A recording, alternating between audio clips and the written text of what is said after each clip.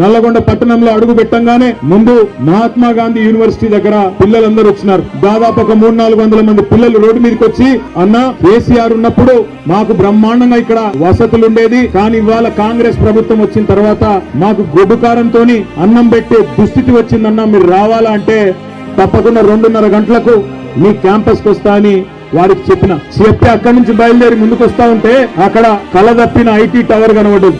మరి అందులో వెంకటరెడ్డి వచ్చినాక ఎవరైనా ఉన్నారో లేకపోతే తాగుబోతులు అడ్డాయిందో నాకు తెలియదు, కానీ మొత్తానికైతే కలదప్పింది ఐటీ టవర్.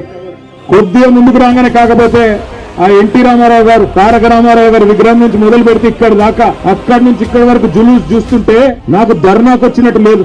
నాకు నిజంగా మళ్ళీ కేసీఆర్ గారు గెలిచి ముఖ్యమంత్రి అయినారు, మన ప్రభుత్వం వచ్చింది, మన భూపాల్ రెడ్డి తిరిగి ఎమ్మెల్యే అయిందన్నంత గొప్పగా బ్రహ్మాండంగా ఈరోజు అక్కడి నుంచి ఇక్కడి వరకు ఒక విజయోత్సవ ఊరేగింపు చేసినట్టు ప్రపంచంలో ఏ శక్తి కూడా ప్రజాశక్తి కంటే గొప్పది కానే కాదు.